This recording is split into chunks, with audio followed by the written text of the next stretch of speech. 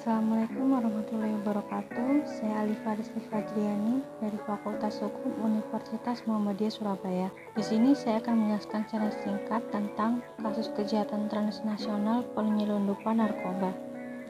Dan di sini saya mengambil kasus tentang penyelundupan 2 kg narkoba dari Malaysia ke Indonesia yang digagalkan oleh Bea Cukai dan BNN di Kalimantan Utara. Kejahatan perdagangan narkotika lintas batas negara merupakan salah satu kejahatan transnasional terbesar di dunia. Kejahatan transnasional tersebut masih sering terjadi di Indonesia, dan berdasarkan data dari BNN, di Indonesia per 2017, jumlah pengguna narkoba berkisar 6,4 juta jiwa, di mana perharinya ditemukan 50 orang tewas akibat penyalahgunaan narkoba tersebut. Namun dengan seiring berjalannya waktu, BNN mencatat adanya penurunan angka prevalensi penyalahgunaan narkoba pernah pakai sebesar 2,4% menjadi 1,8% tahun 2019. Dengan demikian, terjadi penurunan angka prevalensi sebesar 0,6%, yang berarti sampai dengan tahun 2019 sebanyak 1 juta orang tidak lagi melakukan penyalahgunaan terhadap narkoba. Penyelundupan narkoba ini sering dilakukan karena lemahnya keamanan yang dimiliki oleh Indonesia, sehingga terlihat masih banyak kasus penyelundupan narkoba yang terjadi di Indonesia pada saat itu. Dan sindikat internasional ini melakukan penyelundupan narkoba melalui jaringan lintas batas dan dilakukan dengan berbagai cara.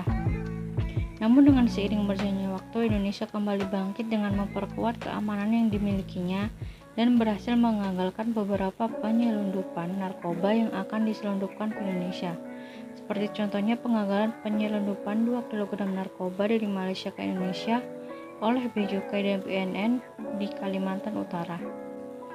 Keuntungan dari hasil perdagangan narkoba lintas batas negara tersebut dapat diperkirakan berkisar 500 miliar US dollar per tahun.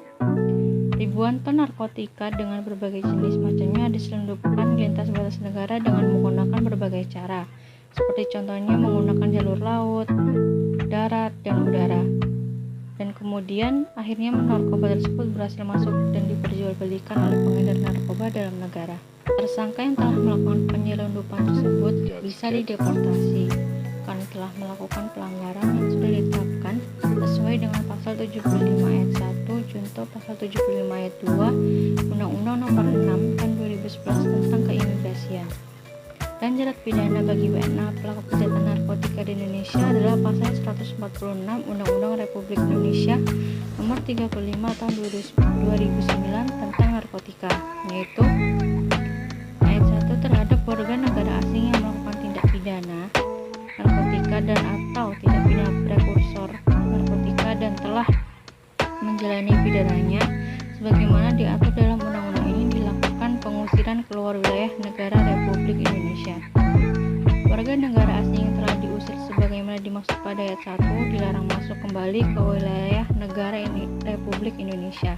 Warga negara asing yang pernah melakukan tindak pidana narkotika dan atau tindak pidana prekursor narkotika di luar negeri dilarang memasuki kembali wilayah negara Republik Indonesia. Kemudian jika tindak pidana kejahatan narkotika tersebut terjadi di Indonesia dan dilakukan oleh WNI maupun WNA, maka berlakulah sistem hukum Indonesia seperti locus delicti. Demikian pemaparan yang dapat saya sampaikan. Terima kasih. Wassalamualaikum warahmatullahi wabarakatuh.